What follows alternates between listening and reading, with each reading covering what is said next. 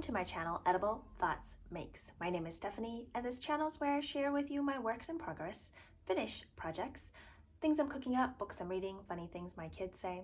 My hope is that as you watch this episode and the previous episodes that you find some inspiration along the way. This is episode 55.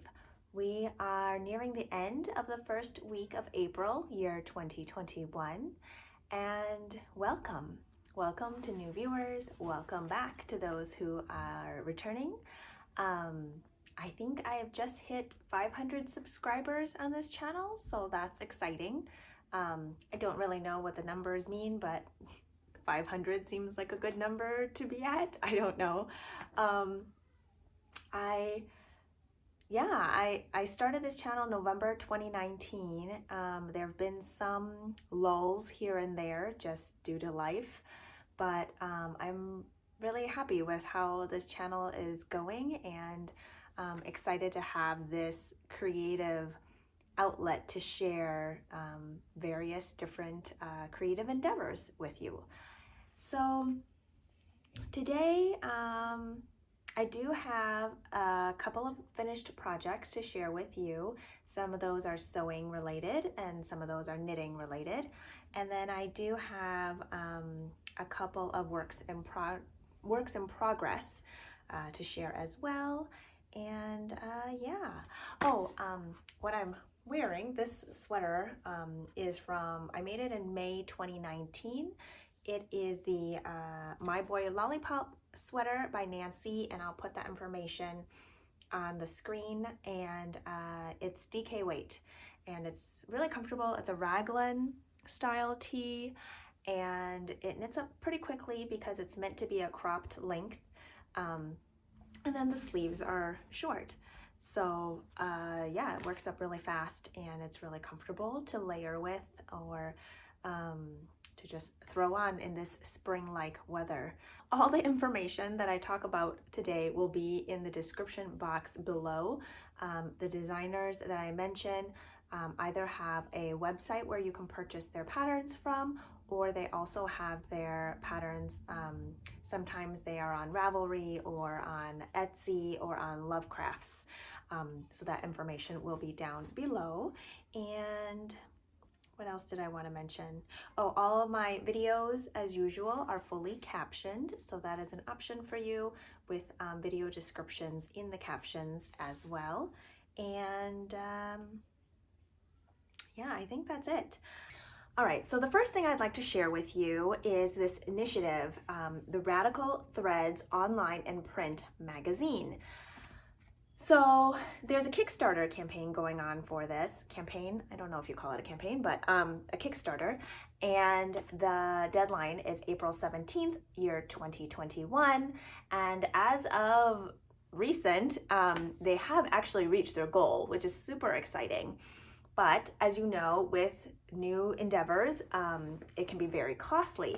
So they have bumped up their goal to, I believe, $40,000. With Kickstarters, it's all or nothing. So their deadline's April 17th. They have reached that initial goal that they set, but with increased funding, they can provide even more content on their website, more content in their magazine. The money goes towards collaborations and paying their photographers and things like that. So what I'm going to try to do is put up their logo or Kickstarter page, a screenshot here on the screen. So if you are looking down, to make sure to take a minute to look up to see what that looks like. They're a grassroots company that their goal is to create a sustainable, ethical, and equitable publication that's focused on crafting food, micro-farming communities, and giving a platform for Black, Brown, Indigenous, and melanated people. It's really exciting, and I think it is a cause worth supporting. Disclaimer, I have put in a pledge. Totally excited to spread the word about it, and they have multiple levels for the pledge amounts, and for the different levels you may receive, I wouldn't call it like prizes. What would you call it?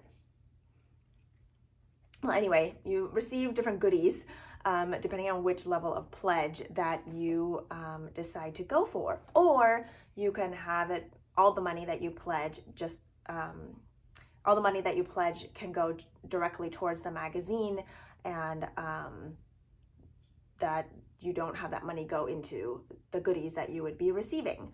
So yeah, go check out that website. It will be linked below in the description box, and go check it out.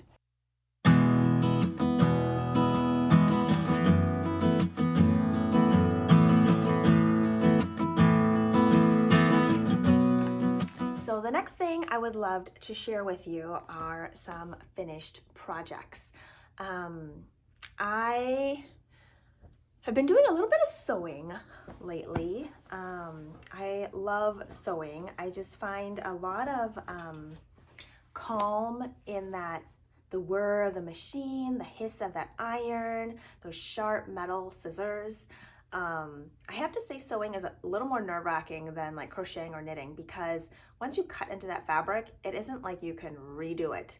Like if you mess up on a hat and make it too small, you can just take it out and like redo it, right? Your yarn's still okay to use. Even if you had to cut your yarn in different places, you can still rejoin it. With fabric, like once you cut it, you cut it. And unless you're gonna do something patchwork, it's not like you can reuse that fabric to join it together to make whatever you were already planning on making. And anyway, so I have been making a lot of project bags out of fat quarters, plus extra fabric for like the lining and drawstring and or whatever. But this Not-a-quilter Stephanie thought patchwork would be really fun. And something that drew me to doing like more kind of organic random patchwork is that you don't have to measure anything. You need to be able to straighten stuff up on the edges, but you don't actually have to cut specific like 2.5-inch squares or 2.5-inch triangles or whatever it is, and the lines of things don't have to exactly match up. So that really appealed to me. That being said, I also thought, well, I could try making like a block that's more of a specific pattern, because if I just make one block, it's not like it has to line up to anything else. Like if you were making a big quilt and you have to make the same thing over and over again and each block has to be exactly the same, I feel like just making one, it takes the pressure off of that. You just make one, right? And then you can fill in the gaps with extra fabric, and a project bag doesn't even have to be a specific size, so you can just make it to whatever works for you. So I have a few to show you. Here's one. And everything I've made is with fabric that I already have. So something kind of funny, all the fabric that I have is pretty bright, and most of them are purchased from like remnant bins at fabric stores, and some I've had for like probably 10 plus years, and just kind of gathered over time. But recently I've been really craving like more neutrally colors, like browns, pinks, creams, tans, but I don't really have those in my fabric bin. It's all like really bright colors, which is also fine because I do love the bright colors. They make me feel happy and they're fun to work with, but I also feel like I can't really use them up fast enough to then justify going out and buying like neutral fabrics. Anyway, we'll see. So I love how this turned out. This one I did measure and did the square and measured everything out, and that's super fun. And the back has a natural canvas, and then the box bottom is also the natural canvas, and then I have this cotton rope cord for the drawstring. And yeah, it's super fun. I really like this one. The garden sheds are perfect for spring, as are the yellow flowers. And then here's another one. This one I decided to go with kind of peachy pinks and chartreuse. And then this one I played around with these triangles here, and then just added on random scrap here and there. So I think I started with this floral fabric. I find it so far easier to work with a print and then figure out what I want to go with the print and what colors are speaking to me. And this one has a pale pink dot fabric, and then kind of a unbleached white inside. And I've been adding little tabs on them, these cotton ribbon with like a bigger jump ring. and that holds stitch markers really well. And then I put one on the inside as well. This one has a canvas boxed bottom. This is probably like a sock hat, maybe a couple small projects size bag. But I really love how that turned out. And then I thought I would get more daring, if you want to say that, and just do kind of a random whatever. But this time I thought I would do a rainbow theme. So the front of the bag has reds, orange, peachy, yellows. And then the back of the bag has the cool colors. It's super, super fun. So initially I was planning on having it go from like the red to the yellow and then connect yellow, green, blue, purple. But then I accidentally sewed and cut out the sloths. It was supposed to be like this basically, so that the yellow would connect to the yellow here. But because I sewed on the sloths basically upside down, I had to turn my whole block or whatever the other way. So once I turned it the other way, then the yellow no longer matched up with the yellow on this side. Otherwise it would have been like a wraparound rainbow, which is really cool, but that's okay. It's better that the sloths are hanging upside down instead of like doing yoga or something. I guess that could have worked, but it's just kind of strange. And I'm glad I noticed it before I sewed the whole thing together. Otherwise I would have been kind of annoyed. Inside is the white or creamy color again. The top is a twill that I just had left over for whatever. And the bottom is the canvas again, and then I did the rope. So this one's a little bit bigger, probably holds like more of a shawl size. And this side, I learned kind of the hard way that you have to have things kind of straightened out. Otherwise, it's really hard to join. So I had kind of an issue, I think, joining around the sloths here, because you see there's like no straight line anywhere. So I kind of had to like, I don't know, kind of sew it like as if it was a curve and then just make it work. I mean, it works. And then here, I kind of missed the fabric, so I just put some fray check on there, and I think it'll be okay. I don't plan on really throwing these in the washing machine anyway, so I don't think that will fall apart or unravel. I think it'll be just fine, but I did put a little fray check on it. Super fun, right? Oh, so pretty. Okay, last one. So this time, I looked up some quilt block books from the library, and just to get some ideas of how you can shape things together. I feel like it's kind of like playing with, is it tanagrams? Is it tanagrams? Where you have like the different shapes. I'm trying to move out of the sun here. You have the different shapes that you can piece together. Isn't this cool? So what was fun about this one is that I realized that you have to have things kind of in squares or straight lines. So then once I pieced these together, I could really flip them however way I wanted to get a different design. And I decided to go with this. And then to figure out like a dimension that I wanted for the bag, then I just kind of filled the rest in with these different shades of blue pieces that I had.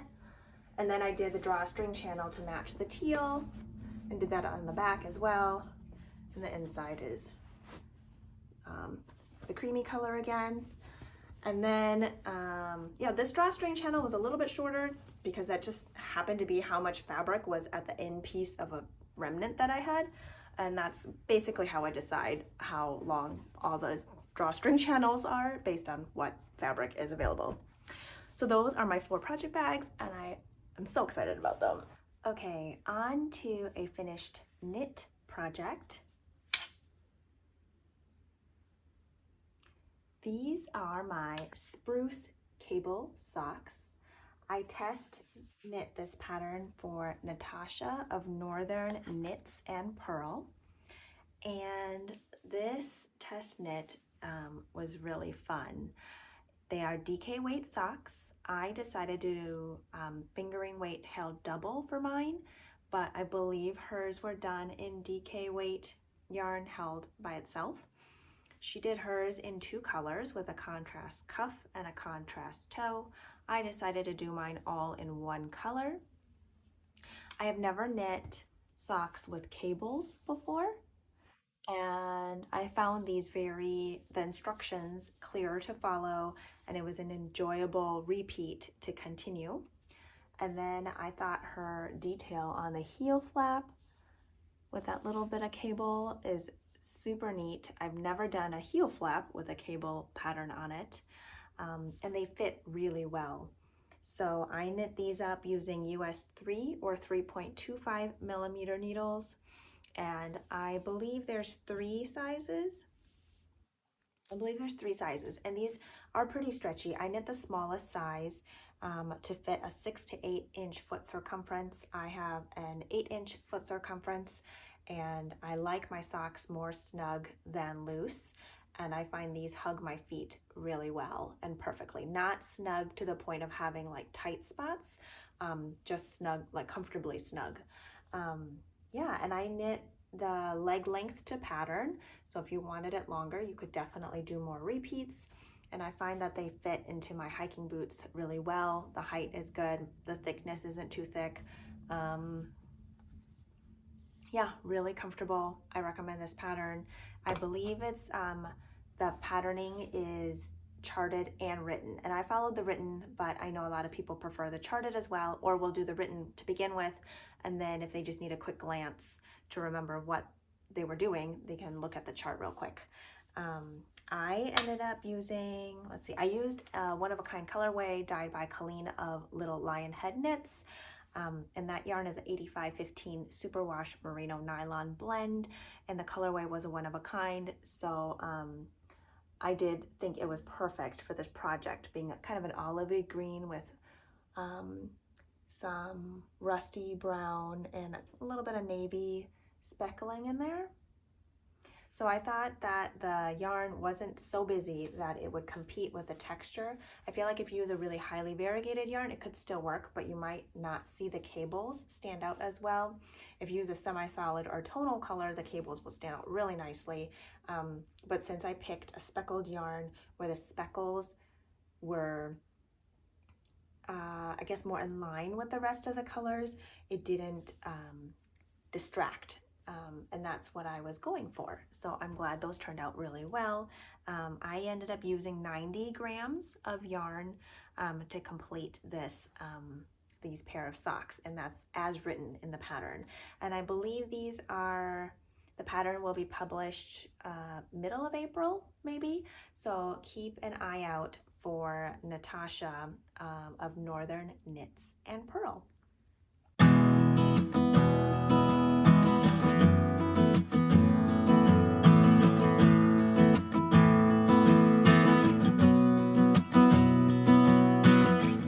On to works in progress. I subscribe to the Farmer's Daughter Fibers Sock Squad, and it's really fun because each month I get a new sock set. So a main skein of 100 grams and a mini skein of 20 grams, and I don't know what colorway is coming. And you may think, wait, I thought you didn't like mystery stuff if you've watched previous episodes. And I generally don't. I like to know what I'm getting. I like to know if there's a project in mind I have for the yarn that's coming in, so it doesn't just sit there. But I do like Farmer's Daughter fiber yarn in general, and I like the colorways Candace, the owner, comes up with. And so she did say the 3 bases that they would be coming out on, and since I liked all those bases, I thought I would give it a try. So for April, here's the logo for the Sock Squad. Here's April's colorway. The mini skein is the seafoam green color, and then the main is a variegated with speckling that has navy and some green in it. And I had some leftover of January's Sock Squad yarn that is a New Dawn, and it's this peachy color with minimal speckling. I I don't know if you could hear what was going on in the background, but there was some loud singing. Anyway, so what I was saying, here are the 3 colors I'm using for another pair of high desert socks. Pattern is by Lindsay of Larkspur Knits. Just kind of shading. There you go. So this peachy color is from January, and the other 2 are from April, Farmer's Daughter Fibers Sock Squad. And this is a 75-25 superwash merino nylon blend, and I'm holding it double. And this is what I've got. It looks really small, but it's because it has some ribbing in it. And I knit a longer cuff because I prefer a longer cuff. And then I follow the pattern for the striping. And I just love the marling of this yarn. And I think this peachy color goes really nicely with the rest. It's very springy, and I feel like holding variegated, like heavily speckled yarn together in a marled effect spreads it out really nicely, so you don't end up with any pooling. Some people don't mind the pooling, but I just feel like it evens it out really nicely. So you have your dark blue and the blips of neon green in there, and it's all spread out very nicely.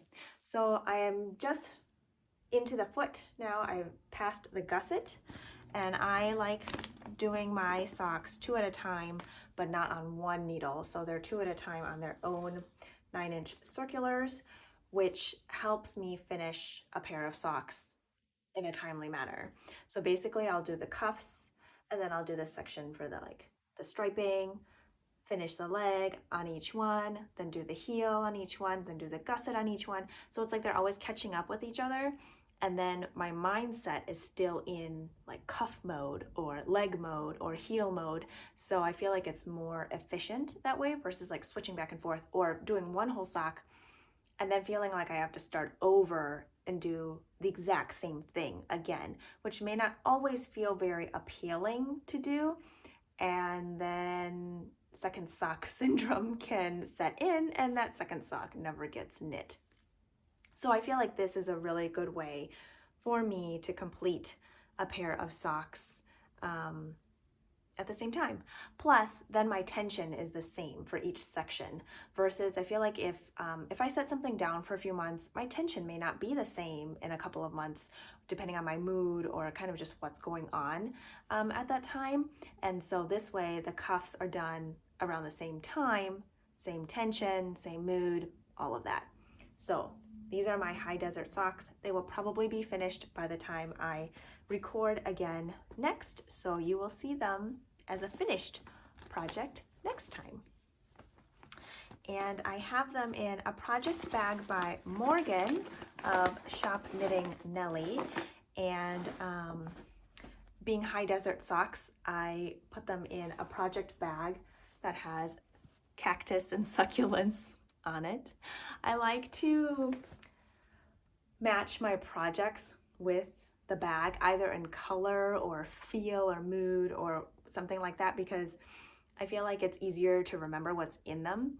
As you may know, I work on several works and projects simultaneously. Some get rotated more frequently than others, but this way I have an idea of what's in it without having to like dig through the bag and be like, oh, what is that project? So I look at this automatically and I know it's the high desert socks because it's got cactus. My next work in progress is, flip to my project page. It is the Magnolia Chunky Cardigan by Camilla Vad. And I am knitting the smallest size for a finished chest circumference of 36.5 inches. The needles it calls for are US 8 and US 10, or 5mm and 6mm respectively. I went down a needle size for each of those to get gauge, and I am using one heavy fingering plus one heavy lace instead of one DK with lace weight mohair held double. All right, here is the ball band of the lace weight that I am using, and like I said, it's a heavier lace weight. This is Knit Picks Alpaca Bloom. It is 164 yards for 25 grams, 91% superfine alpaca and 9% nylon. I bought this on sale in, I think, February. Knit Picks will do sales based on color for certain months. So in February they did pinks and reds. March I think they did greens. And I believe I purchased it for 40% off. Maybe it wasn't that much, or maybe it was. I can't remember, but it was a really good sale. And typically I wouldn't be purchasing mohair because I feel like mohair is kind of expensive, but there is a lot of yardage with it. Same with Surrey alpaca. And these come in 25-gram balls, which is nice because then you can get closer to just the right amount of yarn you might need for a project. And then I'm holding that with Yarn Collective Fleurville 4-ply 100% merino wool. And here's the tag for that. This I purchased through Lovecrafts. Its color is Carnation. It's a very light peachy pink. It is categorized as fingering weight, but it's 382 yards for 100 grams. So I feel like it's a pretty plump fingering weight, but the color is so beautiful and it's really soft. And here is my swatch. I ended up doing 3 swatches. So I did one swatch with, I think on the needles that it calls for, and I would hold 2 of the fingering plus 1 of the lace weight. And then I did another swatch of, I think just 1 of each. And then my 3rd swatch, I went down a needle size and did 1 of each. And then that's where I got gauge. So, oh, here is what that lace weight looks like. It is super floofy. And it is definitely thicker than mohair with all the fluffy bits on it, which means it'll fill out more spaces in the knitting, even though it seems like it's at a pretty loose gauge. There you go. That's a very soft pink. And this color is Champagne Peach. And I've been feeling a lot of the peachy pinks lately, like it's just what's calling to me. So this worked out really well. And this is what I have got so far. And this is a yoke style cardigan, which is really exciting. I haven't knit very many cardigans, and all of a sudden I have 2 cardigans in progress right now, but it's very exciting. So I can't spread it out much because the stitches will come off the needles, but it is worked top down. You have twisted rib on the top, which makes the ribbing stand out really nice versus a regular rib. And yeah, I think I've done all the increases, or maybe most of them, but I'm close to splitting for the sleeves. Maybe there's one more set of increases, and then I'll split for the sleeves. And then I believe the lace patterning for the bottom section starts pretty much right away. So that's really exciting. I'll try to put a photo of the designer's picture on the screen here so you can see what it looks like, because the start of it doesn't really give you an idea of what I am making other than this fluffy pink scrunched up cardigan here. But I'm really excited about it. I think it's gonna look really nice, and I really do like the fabric that is working up here.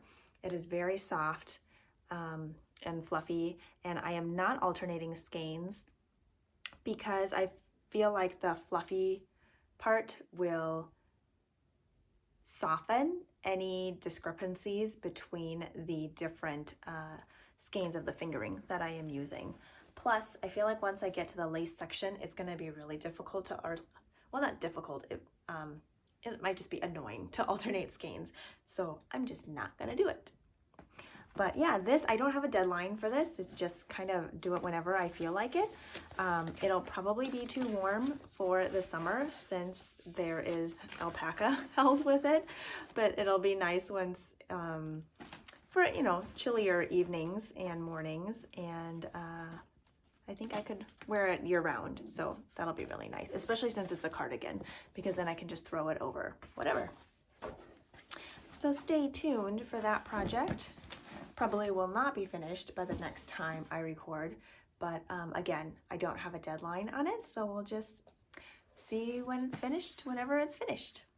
So I was going to show you a third work in progress, my a Break and Tide shawl by Tiff that I'm test knitting, but I am pretty close to finishing. Like, I'll probably finish it in the next week or so, and then once it's finished, I'll probably wait until closer to the release date, or once it's released, to share the entire finished project with you. So instead of showing you like a sneak peek of it and then snatching it away, I think I'll just wait until, just wait a few weeks until the pattern is released and that my project is finished, and then I'll share that with you then. But I'm really enjoying it and excited that it is almost finished. So I think that is all I've got for you today. I hope that you are doing really well and taking care and enjoying the weather wherever you may be. So with that, cheers to being creative, and I will talk to you next time. Bye.